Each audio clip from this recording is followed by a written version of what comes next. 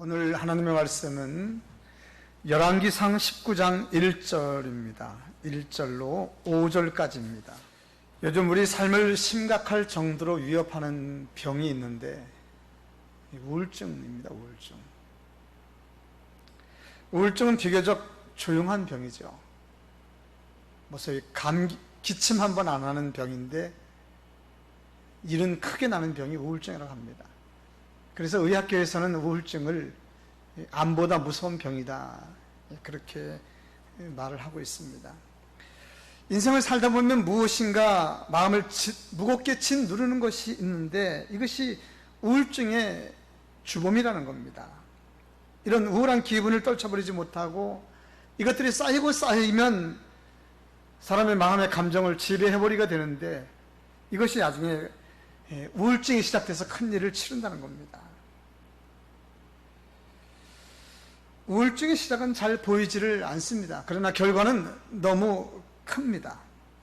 그래서 우울한 마음을 이기지 못하고 그냥 방치해 두면 이것이 사람의 행동을 사로잡게 되고 나중에는 극단적인 행동까지 이르게 되는 것이 우울증이라 그렇게 말합니다. 우울증 도대체 어디서 오는 겁니까? 그리고 하나님을 믿는 우리들도 관계가 있는 것입니까? 예수 믿는 사람도 우울증 걸립니까? 우리 주변에 우울증으로 고생하시는 분들을 보면 그냥 늘 얌전했던 그런 분들보다는 활동적이고 사회에서 활동 많이 했던 분들 중에 좀 더 있고 크리스천들 중에서도 있는 것들을 많이 보았습니다. 성경에도 우울증이 있을까요? 성경은 우리들에게 늘 강하고 담대하고 밝고 이런 것만 말하는 것 같은데 성경에도 우울증을 가진 사람들의 이야기가 있는데 대표적인 인물을 다윗이라고 볼 수 있습니다. 다윗, 우리가 잘 아는 대로 그는 용맹스러운 사람이죠. 그는 나라가 어려웠을 때, 그래서 왕이나 백성들이 두려워 떨고 있을 때 그는 물맷돌 하나 들고 가서 자기 나라를 위협하고 있는 적의 장수를 넘어뜨린 대단하게 용맹스러운 사람이죠. 그래서 그는 그 일로 나라의 영웅이 되었습니다. 원래 그는 목동의 아들이었습니다. 그의 아버지 말을 들어보면 그의 아버지의 양을 그가 돌볼 때 곰이나 사자가 나타나면 맨손으로 곰이나 사자도 죽였다는 거 아니겠습니까? 이 정도면 대단하지 않습니까? 10대 때 그것도. 근데 어느 날 그가 이런 말을 합니다. 시편에 보니까 22장, 시편 22편 1절 11절 사이인데 주여 내 신음소리를 듣지 아니하시나이까? 6절에 보니까 나는 벌레요 사람이 아니라 사람의 비방거리요 백성의 조롱거리나. 11절에도 이런 말합니다. 환난이 가까우나 도울 자도 없습니다.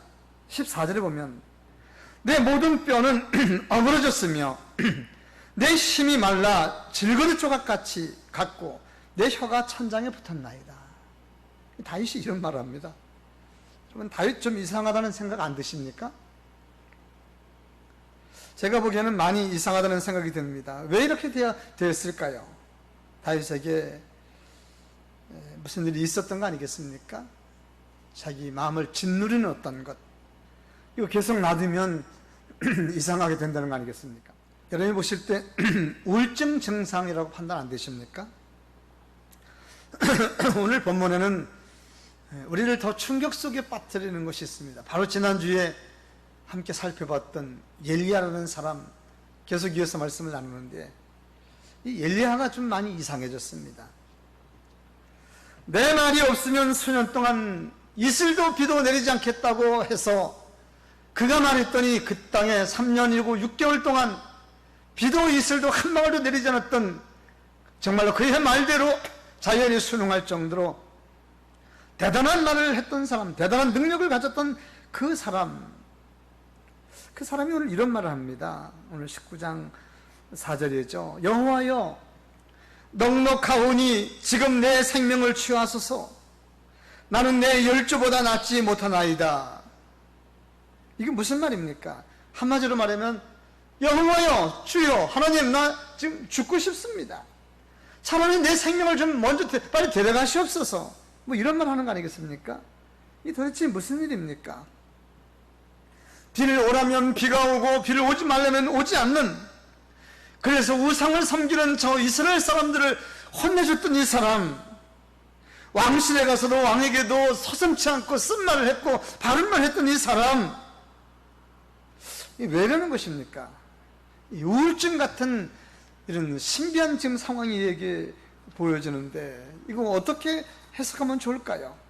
그냥 놔두면 극단적인 선택할 것 같은 그런 분위기 아니겠습니까? 지금 광야로 가가지고 나무 아래 쪼그리고 앉아서 너희를 따라오지 말라고 주변 사람들 다 피하고 혼자서 지금 이런 말 하고 있습니다. 큰 믿음의 사람도 이렇게 될 수 있다는 이 일은 충격이 아닐 수가 없습니다. 그래도 그렇지 엘리야 같은 사람이 이런 모습을 우리에게 보여주면 도대체 우리는 어떻게 살라는 말입니까? 이 시대, 완악한 시대, 이 시대를 사는 사람들에게 이 말씀이 어떻게 힘이 될 수 있을까요? 우리는 어떤 교훈을 얻을 수 있을까요? 이것이 무슨 복음이 될 수 있을까요? 그래서 좀 더 살펴보려고 말씀 함께 나눴습니다. 그러면 도대체 무슨 일이 있었길래 이러는 것입니까? 이스라엘에 3년 6개월 동안 비가 내리지 않자 아합은 그렇게 만든 장본인을 지금 엘리야로 보는 거 아니겠습니까? 그래서 왕은 엘리야에 대해서 이스라엘을 괴롭히는 자, 지난주 설교의 제목이었죠. 이스라엘을 괴롭히는 자 이렇게 생각하고 그를 잡아 죽이려고 했던 거 아니겠습니까? 그런데 여러분, 엘리야가 스스로 나타났습니다. 왕실 근방에서 어성했습니다. 오바댜를 만난 거 아니겠습니까? 엘리야가 나타났습니다. 엘리야가 왕실 보자고 하십니다. 그런데 왕은 엘리야를 보고 엘리야를 죽이지 못했다. 지난주 내용이 하나가 아니겠습니까? 엘리야가 비가 올 거라고 하는 카드를 가져왔기 때문에 엘리야를 함부로 못 죽였습니다. 그 과정에서 엘리야는 이 나라에 비가 오지 않는 것이 이 땅에 우상을 만들고 섬긴 왕과 왕의 아내 이세벨 거기가 잘못됐다고 말하고, 이참에 정말 우리가 섬기는 신, 제가 섬기는 신과 왕이 지원하는 사람들이 섬기는 그 신이, 하나님이 이게 지금 갈라져 있는데 어느 신이 참신인지 이참에 좀 구분하는 게 좋겠습니다. 그래서 판결을 내는 것을 제언했습니다. 그래서 갈멜산에 두 개의 제단이 세워졌고, 하나는 바알을 위하여, 하나는 하나님을 위하여. 제사는 각각 따로 드려지는데 제사장들이 제사를 드릴 때 그들이 믿는 신이 불로 응답을 해야 되는 것입니다. 만일 불로 응답이 안 되면 그는 상대방이 죽이도록 그렇게 되어 있습니다. 왕이 허락을 했습니다. 바알 선지자들이 먼저 제사를 드렸는데 불은 내려오지 않았습니다. 그 다음에 엘리야가 제사를 지냈는데 불이 내려왔죠. 우리는 이 제사의 결과를 이미 알고 있는 바입니다. 이날 이 대결에 참여했던 사람들은 총 851명.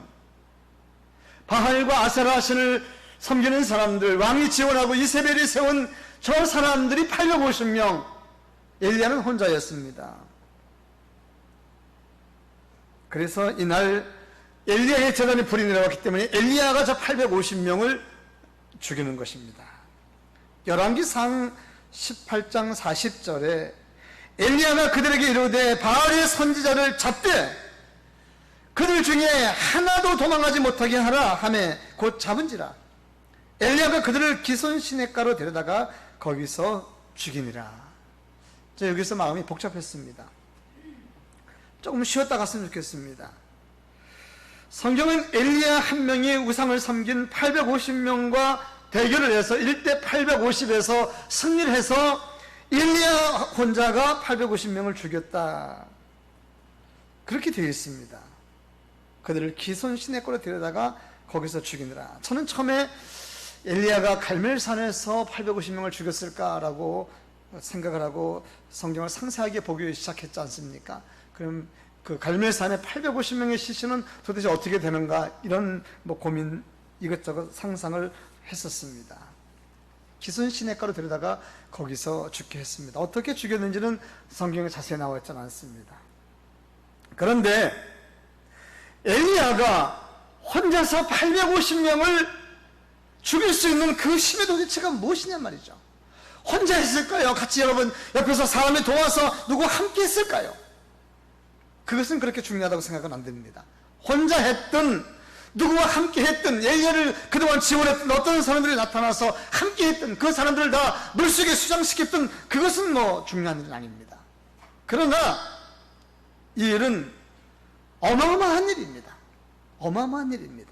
왜냐하면 지금 엘리야의 눈앞에는, 만일 엘리야가 이 갈멜산의 제사에서 지게 되면 엘리야를 죽이려고 하는 거기에 군사들이 와 대기하고 있고, 그리고 아합 왕이 눈을 똑바로 뜨고 이 제사 두 개를 보고 있기 때문에 그렇단 말입니다.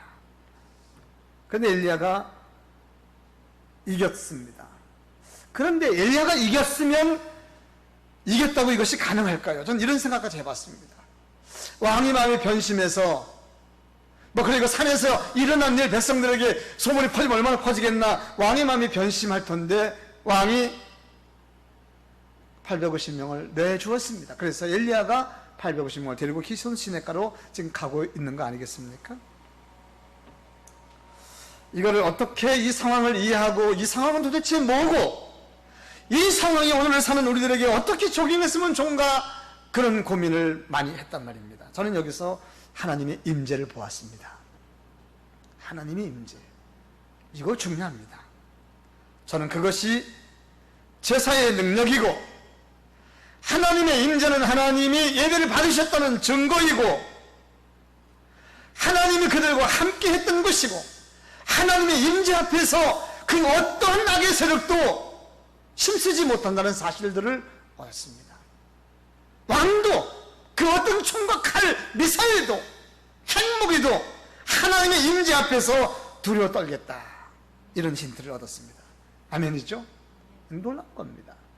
하나님의 임재가 있도록 해야 되는 것, 이건 답으로, 숙제로 얻었습니다. 하나님의 임재가 있으면 되겠다.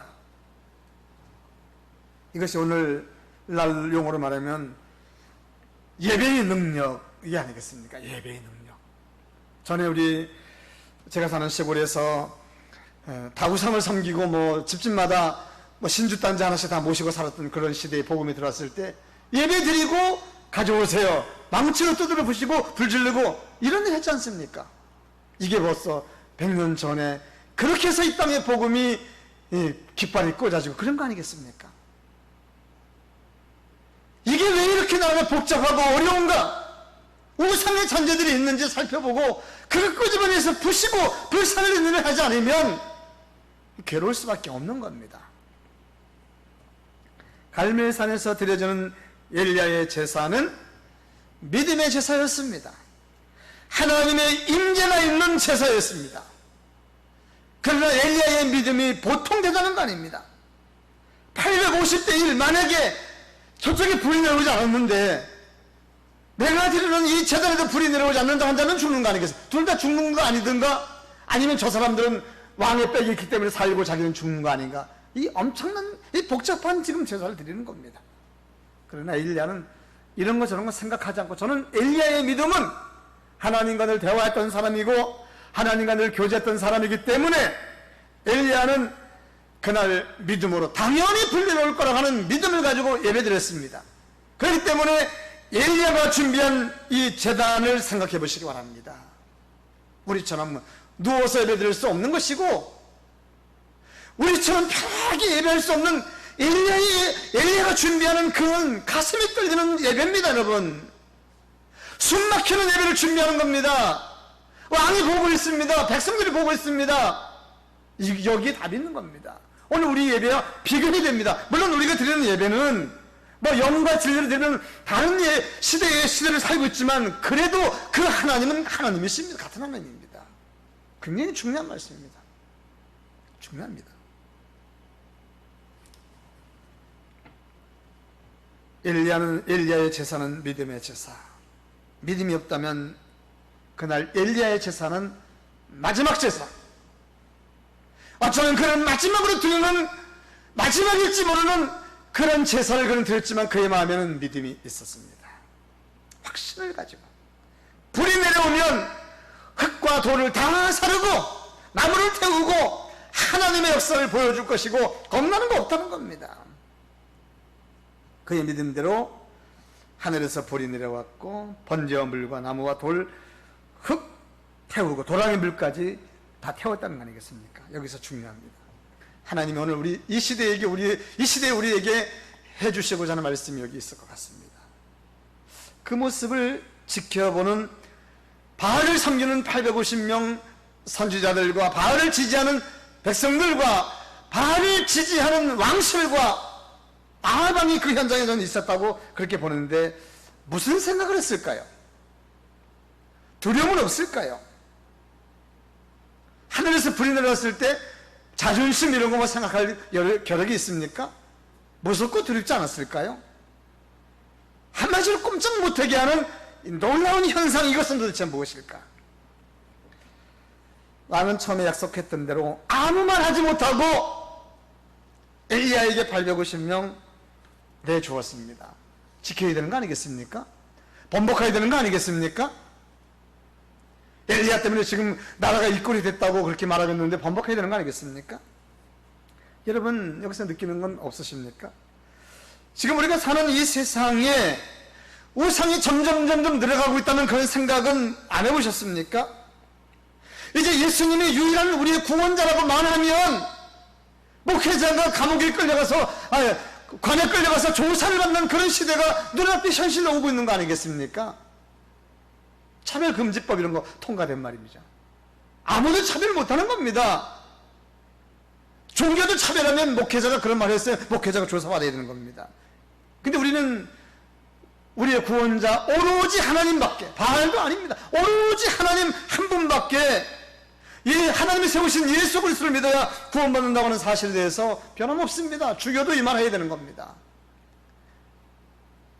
산 정상에 올라가는 것, 관악산 뒤쪽으로 올라가고 앞쪽으로 정상만 올라가면 된다고, 그런 말 여기 적용할 거 아닙니다. 천국에 가는 길은 오직 예수 한 분만 믿어야 됩니다. 세상에 다른 구원을 주시는 일이 없습니다. 우리는 이거 가지고 있잖아요. 이게 차별금지법과 딱 부딪히는 거 아니겠습니까? 세상에 하나님이 싫어하시는 일들이 점점 많아지고 있습니다. 각곳에 우상이 세워지고 있습니다. 다른 종교들이 점점 늘어나고 있습니다. 우리는 이거 어떻게 척결해야 됩니까? 하나님은 분명히 싫어하시고 이것들 때문에 우리에게 괴로움이 올 수 있는데 우리는 어떻게 척결해야 되느냐 말이죠. 오늘 본문을 통해서 봐야 되지 않겠습니까? 저는 엘리야의 제사를 통해서 신트를 얻은 게 참 많습니다. 엘리야의 제사, 믿음의 제사. 믿음의 제사가 이런 것들을 척결하기에 능력이 있구나라는 결론부터입니다. 오늘 우리 예배입니다. 우리가 믿음의 예배를 드리면 하나님이 임재하시고, 하나님의 임재는 세상에서 능력이고, 그 임재가 세상에 소문나면 여기서 세상이 굴복하고 마귀가 떠나고 우상이 떠나는 거 아니겠습니까? 우리가 이런 거 해야 되지 않겠습니까? 초대교회는 그렇게 했습니다. 지금 왜 못하는지 모르겠습니다. 왜 안 되는지 모르겠습니다. 강북의 성도 여러분, 지금은 우리의 예배 형태는 달라진 건 사실입니다. 요한복음 4장 23절 아버지께 참되게 예배하는 자들은 영과 진리로 예배할 때가 오느니 곧 이때라. 아버지께서 자기에게 이렇게 예배하는 자들을 찾으시느니라. 무엇이 그런 예배인지 잘 모르겠습니다. 성도 여러분, 우리가 비록 함께 모여서 예배 드리지는 못합니다. 그러나 있는 곳에서 하나님의 임재가 되도록, 하나님의 성령의 역사가 임하도록 신령과 진리로 정성을 다해드리는 예배를 드릴 수 있기를 주의 이름으로 축원드립니다. 주변이 산만할 수 있습니다. 그렇지만 거기서 정성을 다해서 오직 하나님과 나와, 엘리야가 갈멜산에서 혹시라도 불이 내려오지 않으면 이건 의심입니다만 내려오지 않으면 자기는 죽는 거 아니겠습니까? 마지막 일이 아니겠습니까? 그런 심령으로 오늘 우리 교회가 많이 모이진 않았지만 최선을 다해서 드리는 예배입니다. 최선을 다해서 1년은 그 예배를 통해서 하나님의 임재를 경험하게 되었고, 하나님의 임재는 능력을 동반했고, 그 능력은 왕과 왕신의 모든 사람들, 왕이 지원하고는 저 바알 아세라 섬기는 850명들을 꼼짝 못하게 하고 손 들고 나가게 하는 이 엄청난 일을 했습니다. 엘리야 하늘에 올라가면 큰 상급 받지 않습니까? 하나님이 엘리야를 세상에서 죽음 맛보지 않고 그냥 올라가게 하시지 않았습니까? 우리가 다 알고 있는 거 아니겠습니까? 근데 문제는 오늘 엘리야가 좀 이상해졌다는 거 이거 아니겠습니까? 광야로 깊은 데로 들어가서 나무 아래 앉아서 이런 말 합니다. 죽기를 원하오니 이르시되 여호와여 넉넉하오니 지금 내 생명을 거두소서. 죽기를 원하오니 여호와여 넉넉하오니 지금 내 생명을 거두시옵소서. 괜찮습니다. 가져가셔도 됩니다. 난 이제 더 이상 세상에 소망이 없어서 다 가져가죠. 엘리야 왜 이러는 것입니까? 그래도 그렇지, 지금 이 엘리야의 모습을 보고 우리가 어떻게 지금 은혜를 받으라는 겁니까? 처음에 우울증 얘기했습니다. 우울증이라도 가지고 있는 분이 혹시 이 말씀 읽으면 이거 잘못하면 결단 내릴 수 있습니다. 우리 주변에 그런 거 보잖아요. 어떤 사람이 자결하면 함께 따라서 동시에 자결하는 사람 만들어나잖아요. 이거 영향되지 않겠습니까, 이거? 그래서 성경을 읽다가 지금 엘리야가 왜 이러는지 우리가 발견하고 어떻게 치유받았는지까지를 함께 나눠야 될 거라고 생각합니다. 그 성경을 읽다가 저는 9장 10절에서 머물렀습니다. 저가 대답하되 내가 만군의 하나님 여호와를 위하여 열심히 특심하오니 이는 이스라엘 자손이 주의 언약을 버리고 주의 단을 헐며 칼로 주의 선자들을 죽여 싸우며 오직 나만 남았거늘 저희가 내 생명을 찾아 취하려 하나이다 라고 그가 하나님께 그렇게 대답했습니다. 이 내용 보면은 그렇게 은혜 받을 내용은 아닙니다. 이 말입니다. 자기가 혼자 이렇게 말합니다. 제가 하나님 너무 하나님께 열심히 하다가 지금 일을 당했으면 이 격에 왔습니다. 적당히 했으면 괜찮을 텐데 너무 충성을 하고 열심히 특성으로 그렇게 하다가 지금 여기까지 이르렀습니다. 주여, 지금 이스라엘 자손이 주님의 언약을 버리고 다 버렸습니다. 그리고 주의 단을 헐었습니다. 주의 선자들을 죽였습니다. 이스라엘이 그렇대요. 자기만을 믿음이라는 겁니다. 자기만. 그런데 저는 안 그렇고 지금 그렇게 안 한 사람은 나 지금 혼자입니다. 나 혼자인데 지금 저 사람들이 나를 죽이려고 합니다. 지금 이 내용입니다. 지금 해석해보면. 주여, 이럴 바에는 제가 할 일 다 했으니까 죽는 게 낫습니다. 어서 제 생명을 데려가시옵소서. 왠지 이 성경 구절이 저는 약간 좀 슬프고 제 신앙에는 잘 안 맞고 제가 설교하기에 좀 부담스럽습니다. 주님이 가르쳐 주신 교훈과도 다르다는 생각이 잠깐만 듭니다. 물론 그의 심정을 이해 못하는 바는 아닙니다. 그런데 좀 더 강하게 살아야 되고 세상에 좀 더 복잡한 이 시대에 엘리야의 모습이 어떻게 우리들에게 교훈을 되냔 말이죠. 이 부분은 성경 좀 빼셔면 좋은데 왜 이 부분까지 넣으셨는지, 그 능력을 행하고 그러다가 마지막에 영광스럽게 불병거를 타고 하늘을 승천하는 이 모습 얼마나 좋습니까? 이 부분을 왜 넣는지 모르겠습니다. 그러면 이런 성경의 말씀을 통해서 하나님은 그래도 우리들에게 이 시대에 하시고 싶은 말씀이 계실 거 아니겠습니까? 무슨 말씀을 하시려는 것입니까? 그것을 아는 길은 엘리야가 언제부터 두려움에 빠졌고 언제부터 증상이 이상해졌는지를 발견하는 것이 지름길인 것 같아서 오늘 찾아봤는데 1절에서 제가 이런 걸 찾았습니다. 아합이 엘리야가 행한 모든 일과 그가 어떻게 모든 선지자를 칼로 죽였는지 이세벨에게 말하니라고 했습니다. 아합 누굽니까? 지금 갈멜산에서 내려와서 아합이 엘리야가 어떻게 제사를 지내고 그가 어떻게 사람들을 데리고 갔는지 그래서 선지자를 어떻게 칼로 죽였는지를 자기 부인 이세벨에게 얘기했다. 그러면 여기서 부인은 집에 있었구나. 감이 오죠? 같이 간 거 아닙니다. 아합은 갈멜산에서 그 하나님의 임재 영광, 그 하나님의 불이 떨어지는 그 어마어마한 광경을 다 보았는데 이세벨은 못 보았습니다. 그래서 왕이 그걸 보고 자기 부인에게 얘기했다, 이 말 아니겠습니까? 이거 교훈이 참 큽니다. 이세벨도 갈멜산에 있었으면 어떻을까, 이런 생각을 해보았습니다. 자기 남편 아합 왕과 같이 그 예배 현장을 보았으면 어땠을까? 이세벨도 머리를 숙이지 않았을까, 이런 기대를 해보는 겁니다. 그런데 왕에게 그냥 간접적으로 들었습니다. 이 말은 우리에게 이 땅에서 어떻게 살아야 되는지 주는 교훈이 참 많습니다. 사람들에게 예배 현장을 목격하게 하고 능력의 현장에 참여하게 하는 것, 이것이 얼마나 중요한지, 구원의 현장에, 은혜의 현장에, 예배 현장에 사람들을 있게 하는 것이 얼마나 중요한지 주는 교훈이 될 수 있습니다. 극단적인 예로 우리 주변에 나를 싫어하는 사람들이 늘 있고 아닌 것 같으면서 나를 미워하는 사람들이 늘 따라다니면 난 언젠간 그 사람들을 통해서 괴로움을 당하고 어려움을 당할 수 있다, 이런 극단적인 예도 되는 겁니다.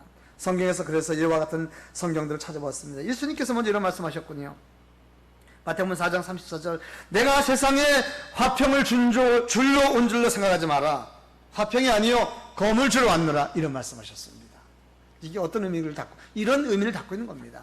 즉, 한 집에 주님의 복음의 말씀이 한 집에 어떤 한 사람에게만 들어가면 그 집이 불난해질 수 있다는 겁니다. 그리고 그 집에 안 믿는 사람이 이를 핍박하고 괴로울 수 있다는 겁니다. 이걸 검이라고 얘기하는 겁니다, 여러분. 이런 거 경험했습니다. 저희 집에 제가 먼저 예수 믿고 저희 집 식구들, 아버님은 예수를 믿지 않았을 때 아주 굉장히 핍박이 심했습니다.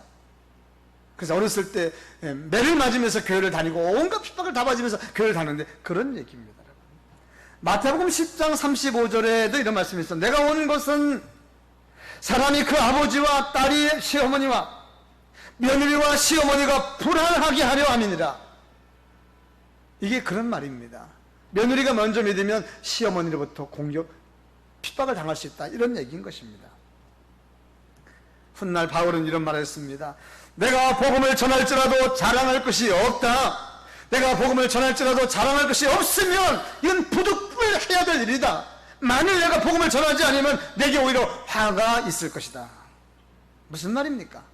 내가 내 가족을 구원시키지 못하고 기회가 있을 때 구원시키지 못해서 그것 때문에 가족들로 인하여, 내가 내 주변을 복음화시키지 못해서 그것들로 인해서 내가 내 나라의 주변에, 내 가까운 나라에 함께 복음을 전하지 못해서 그들로 인해서 오히려 나에게 공격이 올 수 있다, 이 말입니다, 여러분. 그런 의미에서 오늘 엘리야가 죽을 만치 두려운 것은 왕이 이세벨의 두려운 것은 이세벨이 엘리야의 목숨을 찾는다고 하는 그런 소문이 엘리야에게 들려왔기 때문인 것입니다. 그러나 아직 이세벨은 엘리야의 목숨을 아직은 찾기 전인데 내일 찾는다. 이세벨이 그 사신을 통해서 전달한 말 무엇입니까? 만일 내가 너를 죽이지 않으면 신이 나에게 벌을 내릴 것이다, 이렇게 장담하는 말을 지금 엘리야에게 전달한 거 아니겠습니까? 이세벨이 엘리야에게 전한 그 소리는 엘리야를 저 징후로 만들기에 넉넉했습니다. 그를 공포로 몰아가기에 충분했습니다. 아주 강력합니다. 그런데 참 이상하죠. 지난 3년 6개월 동안 엘리야는 왕으로부터 목숨의 위협 받은 거 아니겠습니까? 그런데 지금 와서 왜 엘리야는 지금 이렇게 약한 것입니까? 하나님의 큰 능력을 본 지가 얼마나 됐다고? 얼마나 됐습니까? 몇 년 지났습니까? 30일, 40일 성경에 보면 그것밖에 안 됐는데 왜 이렇게 약해진 것입니까? 그래서 성경을 다시 한번 묵상해 보니까 이런 구절이 자꾸만 눈에 보이더군요. 내가 19장 10절, 내가 만군의 하나님 여호와를 위하여 열심히 특심하오니 나만 남았거늘 저희가 내 생명을 찾아 취하려고 하나이다. 이 말씀을 정리해 보면 나라는 얘기가 자꾸 들어가고 내가 무엇을 했다는 생각이 들어가고 나만 의인이고 내 주변에 있는 사람들은 다 버렸고 이 혼자라고 하는 생각, 자기만 열심히 했다는 이런 생각, 어쩌면 교만, 이런 것들은 하나님의 세미한 음성을 듣기에 이것들이 장애가 된다는 겁니다. 여러분, 오늘 제목이 하나님의 세미한 음성인데, 하나님의 세미한 음성을 들으려면 나라고 하는 존재를 자꾸 부인해야 됩니다. 제자가 되려면 나를 부인하고 십자가를 지고 따라가지 않았습니까? 하나님의 세미한 음성을 들으려면 나를 부인해야 됩니다. 내가 무엇을 했고 어느 정도, 이거 하면은 하나님의 음성은 안 들립니다. 자꾸 내 눈에 보이는 거 큰 것만 보이고 큰 음성만 들립니다. 지금 엘리야에게 들려오는 큰 음성은 하나님의 음성이라기보다도 자기를 죽인다는 큰 음성. 그전에 안 들렸습니까? 그전에 들었잖아요. 그러니까 그전엔 들었어도 하나님과 세미하게 지금 음성을 듣고 3년 6개월 동안 하나님의 은혜 속에 살으니까 그런 것들은 들리질 않았던 겁니다. 지금 엘리야가 무서워하는 내용입니다. 큰 음성, 나를 주장하다 보니까 외부로부터 들리는 큰 음성, 하나님 음성이 들리지 아니하고 저 이세벨이 자기를 죽일 것이라고 하는 큰 음성. 그래서 지금 엘리야의 마음속에 지금 상태가 흔들렸고 엘리야의 지금 생각으로 판단하게 되었습니다. 철저하게 엘리야의 주관적인 생각입니다. 객관적이지 못한 생각, 그것이 그를 두렵게 했습니다. 이것들을 정리해보면 엘리야를 이처럼 만드는 것은 외부에서 왔었습니다. 그의 생각이 그를 두렵게 했습니다. 그를 죽음의 길목까지 깊이 몰고 갔습니다. 여러분 어떤 거 느끼십니까? 저는 이런 거 느낍니다. 엘리야 같은 사람도 늘 두려움에 노출되고 있구나. 그래서 하나님과 늘 세미한 음성을 가지고 살아가지 아니하면 언제든지 이렇게 될 수 있구나. 우리 주변에서 들려오는 너무나도 충격적이고 큰 뉴스들은 우리 마음을 이렇게 만들기에 넉넉했구나, 이런 생각을 하는 겁니다. 세상에 먼지가 늘 있어서 누구든지 밖에 준비하고 나가지 않으면 먼지가 묻는 것처럼 영적인 세계도 마찬가지입니다. 내 귀에 세미하게 들을 수 있는 그것들, 세상을 차단할 수 있는 영적 귀 마스크를 쓰고 나가지 아니하면 이런 심령이 될 수밖에 없구나. 요즘 코로나 때문에 우리가 어려움을 당하고 있는데, 코로나는 호흡기를 통해서 들어서 마스크를 지금 쓰면 그래도 어느 정도 차단된다고 하는데, 영적인 건, 영적 마스크는 귀에다 써야 된다, 이런 생각을 해봤습니다. 듣는 거 참 조심하고 보는 거 조심해야 됩니다. 귀는 하나님 말씀을 마치 먹는 거, 음식을 섭취하는 그런 곳과 같은, 우리 입과 같은 곳이 되기도 하지만, 이곳에 잘못된 것들이 들어와서 사탄의 큰 음성, 협박의 음성들이 들어와서 우리를 낙심하게 만들 수도 있다는 사실입니다. 그러므로 잘 구별할 수 있는 영적인 세미한 음성, 이것이 중요합니다. 강북의 성도 여러분, 지금 세상이 혼탁합니다. 이 어려운 시대에 하나님의 세미한 음성을 구분해내는, 전쟁과 전쟁, 기근 전쟁, 사망에서 아우성치는 엄청난 속에서도 하나님의 세미한 음성을 드러낼 수 있는 강북의 성도가 될 수 있기를 주의 이름으로 축원드립니다. 이나저나 엘리야 어떻게 되는 것입니까? 갈멜산 제사 후에 광야로 들어가서 거기서 앉아 죽기를 구하고 있을 때 하나님의 사자가 엘리야를 깨웠습니다. 잡아 흔들었습니다. 우리 본문에 나와 있지 않습니까? 5절에 로뎀나무 아래에 누워 자더니 천사가 그를 어지러 만지며 일어나라, 먹어라 좀, 깨웠습니다. 천사 어디다가 이제 온 것입니까? 여러분 어떻게 생각하십니까? 이런 것이 세미한 음성과 관계가 있습니까? 하나님이 엘리야 갈멜산에서 그 엄청난 일을 하신 다음에 하나님 하늘로 올라가시고 천사들 다 올라갔다가 엘리야가 혼자 남았다가 다시 엘리야가 죽게 생겼으니까 하나님이 너 내려가서 엘리야 좀 깨워서 먹을 것 좀 줘라, 그러신 것입니까? 어떻게 생각하십니까? 어떻게 생각하십니까? 이거 우리가 잘 판단해야 되지 않습니까? 예수님이 광야에서 40일 금식 기도하고 사탄에게 시험을 받고 천사가 수종 들더라. 어떻게 생각하십니까? 잠깐 수종 들고 막이 가니까 천사는 갔습니까? 저는 다르잖아요. 천사가 영원토록, 하나님이 우리와 함께 영원토록 함께 하신다는 이 말씀들은 무엇입니까? 한 번 함께 하시면 영원토록 함께 하시는 거 아니겠습니까? 엘리야가 어떤 일 때문에 두려워하고 있을 때 하나님은 무엇하고 있었느냐? 하나님은 엘리야와 저는 늘 함께 하셨다고 그렇게 믿는 겁니다.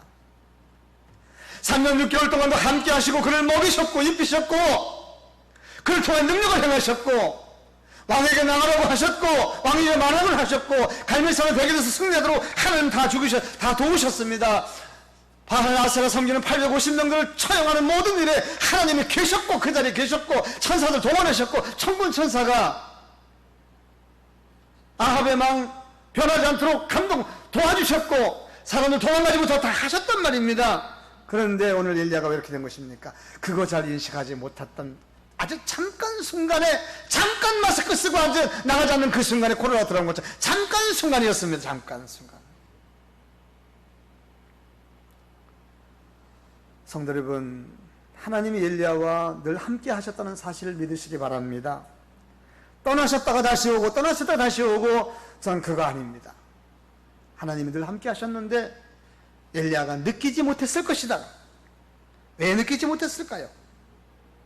그에게 너무 센 것이 들어왔기 때문에 그것 때문에 놀라버린 겁니다. 너 죽여라는 갑자기 직접적인 그런 단어가 들어왔을 때 하나님의 세미한 음성, 거기서도 하나님의 세미한 음성을 듣는 것이 오늘 성경이 우리에게 주는 놀라운 진리라고 저는 생각합니다. 아무리 큰 세고 아무리 큰 협박하는 위협하는 소리가 온다 할지라도 거기에도 하나님의 음성을, 거기서도 하나님의 음성을 우선적으로 들을 수 있는 이런 귀를 가지고 있는 성도가 될 수 있기를 주의 이름으로 축원드립니다. 이런 일 얼마든지 설명할 수 있습니다. 우리가 사는 세상에 가만히 보면 마치 하나님이 아니 계시는 것 같은 그런 일들, 악이 판을 치고 악이 세상을 점령하는 것 같은 그런 일들 보는데 하나님이 힘이 약해서가 아니고 안에 계셔서가 아니라는 사실들을 강조하는 겁니다. 너무 악이 크고 강하기 때문에 하나님은 그것도 대항하지 않는 것입니다, 여러분. 하나님의 힘이 없어서가 아니라 능력이 없어서가 아니라 하나님은 그 더럽고 추한 것들과 함께 대항할 이유가 하나도 없는 겁니다, 여러분. 그러나 하나님의 계심을 믿고 그분에게 요청하고 그분을 인지하고 있으면 하나님의 능력은 저들이 스스로 물러가도록 저 세상 사람들처럼 더러운 말로 저 세상의 방법대로 사람을 인격을 무시하는 말로 그렇게 하나님은 대항하지 아니하고 저들이 스스로 넘어가도록 스스로 손들도록 왕이 스스로 손들고 되도록 하는 방법을 하나님은 사용하셨기 때문에 우리는 세상의 방법대로 자꾸만 하려고 하니까 실수가 있는 것입니다. 하나님이 이제 엘리야를 그럼 어떻게 치료해 주셨습니까? 천사들을 보고 계시다 못한 하나님은 먼저 잘 이렇게 말하실 수도 있지만 나중에 우리가 요청하면 직접적으로 말씀하시는 그것은 인격적이신 분이시기 때문에 너무 급하면 하나님이 천사를 보내서 직접 말씀하시겠죠. 하지만 오늘 본문이 너무 급합니다. 지금 이 상태로 그냥 내버려 둘 수 없는 상황이시고 하나님 천사를 보내서 그를 깨우시게 하시고 먹이시고 그렇게 하셨습니다. 40장에 넘어가면 상세하게 나옵니다. 그리고 앞으로 할 일을 그에게 구체적으로 이뤘습니다. 엘리야야, 넌 내 길을 돌이켜서 광야를 통해서 다메섹에 이르거든 하사엘에게 너는 기름을 부어 그를 왕이 되게 하라. 19장 18절. 내가 이스라엘 가운데 7,000명을 남기리니 다 바알에게 무릎을 꿇지 아니하고 다 바알에게 입 맞추지 아니한 자니라.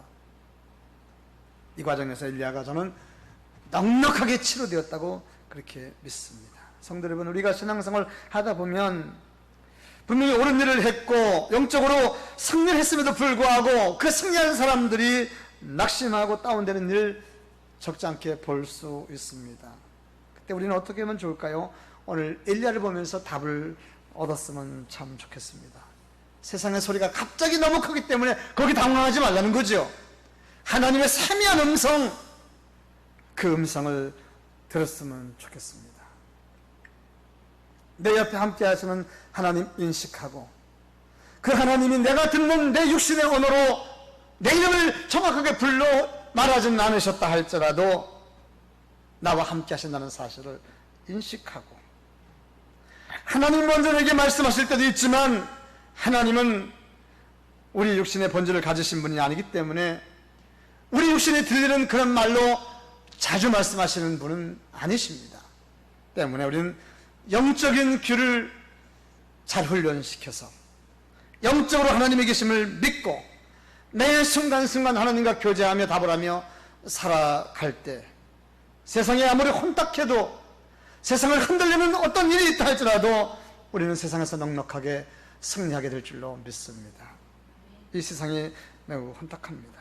사방에 들려오는 소리는 우리를 낙심하게 만들고 과연 하나님은 뭐 하시는가? 전에 하박국 선지자가 그랬듯이 하나님 앞에 그런 불평을 말할 수밖에 없는 그런 시대를 살아가고 있습니다. 이런 시대에도 우리는 하나님의 세미한 음성을 듣고 사방에 움직이는 자연을 보면서 환경을 보면서 하나님이 어떻게 말씀하시는지를 아는 영적으로 뛰어있는 강복의 성도가 될 수 있기를 주님의 이름으로 축원드립니다. 한 1분 동안 결단 기도를 하겠습니다. 엘리야, 그는 하늘의 비를 멈추게도 하고 오게도 하고 하는 하나님과 소통하는 능력 있는 구약시대의 종이었습니다. 하나님 그를 얼마나 사랑하시면 이 땅에서 죽음을 보지 아니하고 그를 산채로 하늘에 올라가게 하셨습니다. 그 엘리야가 오늘 아주 약한 모습을 보이고 있는데 그 약한 모습을 통하여 우리에게 오늘 말씀해 주셨습니다. 그에게 들려오는 그 약하게 할 수밖에 없는 엄청난 일은 하나님의 능력을 경험하지 못한, 하나님의 예비 현장을 보지 못한 이세벨의 협박 때문에 그랬습니다. 하나님의 능력을 보지 못한 세상의 사람들은 우리를 얼마든지 협박하고 하나님께 대항할 수 있다는 사실들, 그래서 우리 주변에 복음을 증가하는 것은 부득불할 일이요 복음을 증가하지 않으면 오히려 내게 화가 있을 것이라고 하는 사도벌의 말을 기억했습니다. 주여, 우리가 우리 주변에 복음화가 되게 하기 위해서 얼마나 힘쓰고 있는지, 내 가족이, 내 부모님이, 나를 택박했던 상사가 예수 믿게 하기 위해서 얼마나 힘썼는지 기억하며 주여 그 은혜가 있게 하시고 우리가 준비하고 드리는 이 예배가 비록 온라인의 작은 공간에서 예배드리지만 최선을 다하는 예배, 하나님의 임재가 있는 예배를 드리게 하여 주옵소서. 나의 마음에 그런 열정을 주옵소서. 우리 한번 합심하여 기도하겠습니다. 전능하시고 자비로우신 우리 하나님 아버지, 오늘 우리들에게 생명 같은 말씀을 주셨사오니 이 말씀을 통하여 하나님의 뜻을 발견하게 되었사오니 주님 영광 찬양 받아 주옵소서. 하나님 아버지, 우리 주변에 이세벨과 같은 일, 이스라엘의 우상을 섬기는 일들은 우리를 괴롭게 하고 우리를 넘어뜨리게 넉넉합니다. 그러나 믿음의 사람들, 하나님과 세미한 음성을 갖고 있는 사람들은 얼마든지 감당할 수 있고 우상을 섬기는 저것을 물줄 수 있다는 사실들을 교훈받았습니다. 그러나 어느 순간 엘리야가 두려워하는 이유는 하나님의 예배를 경험하지 못하고 하나님의 임재를 경험하지 못한 저 이세벨의 형태 때문이었던 것을 보게 됩니다. 주여, 하나님, 그러므로 우리가 하나님의 세미한 음성을 날마다 들을 수 있고 이 혼탁한 시대에 하나님의 음성을 들을 수 있는 그런 은혜가 있게 도와 주옵소서. 아무리 큰일이 있어도, 아무리 세상의 난리와 전쟁과 전쟁이 있어도 하나님과 동행하며 하나님의 음성을 듣는 우리의 성도가 되게 도와 주옵소서. 하나님은 살아계시는 줄로 믿습니다. 전능하신 우리 하나님 아버지, 세상은 지금 난리와 난리, 전쟁과 전쟁의 소리가 가득하여 우리 믿는 사람이라 할지라도 두려움에 떨 수밖에 없는 이런 일들이 계속 들려지고 보여지고 있사오니 하나님, 우리가 이 일을 넉넉하게 감당하게 도와 주옵소서. 이 일을 감당할 수 있는 것은 하나님과 세미한 음성을 늘 듣는 것이라고 오늘 말씀을 함께 나눴습니다. 나와 함께 하시고 나에게 성령을 주시고 내 안에 계시는 예수님은 영원히 우리가 떠나지 않는다는 사실을 우리는 믿습니다. 어떤 환난과 고통 속에서도 하나님은 우리와 영원토록 함께 하신다는 이 사실을 믿고 좌로 우로 치우치지 않는 우리의 신앙이 되게 도와 주옵소서. 앞으로 그 어떤 일이 온다 할지라도 우리는 주의 이름으로 늘 승리하게 하며 그 환난 속에서도 우리와 함께 하신다는 하나님의 놀라우신 사실들을 기억하며 믿음으로 살아가는 강복의 성도, 온 세상의 성도가 되게 하여 주옵소서. 오늘도 정성을 다해서 주 앞에 예물 드리는 손길들 주 앞에 봉헌에 올려오니 이 예물 받으시옵고 하나님의 영광이 날마다 가득 차게 도와 주옵소서. 드리는 손길들에게 주님의 놀라운 역사가 날마다 차고 넘치게 하시고 끊임없는 하나님의 은혜가 충만하게 내려지도록 인도해 주옵소서. 11조 감사헌금, 선교헌금, 건축헌금 드린 이 예물을 통하여 주의 나라는 점점 확장되어지는 역사가 있게 하여 주시고, 선교사님들 또 우리가 지원하는 우리 선교사 자녀들 모두에게 주의 은혜가 늘 넘치게 도와주옵소서. 군에 가는 우리의 형제들 돌아올 때까지 강건하게 하시고 어려움을 당하지 않도록 주님 도와주옵소서. 연로하신 우리 권사님들 지켜주셔서 건강 잃지 않도록 도와주시옵소서. 멀리서 이 방송으로 예배하는 주의 성도들 그 현장마다 시간과 공간을 초월하는 하나님의 능력의 역사가 충만히 있을 줄로 믿습니다. 병상에서 이 예배를 통하여 간절히 사모하는 마음으로 치유받기를 원하는 우리 주의 종에게는 주의 성령의 충만한 역사가 넘치게 도와주시고, 날마다 새로운 세포가 자라게 하시고 시원하게 모든 것을 낳고 태어나는 역사가 있게 하여 주옵소서. 걸어가신 예수님 이름 받들고 기도하였습니다. 아멘.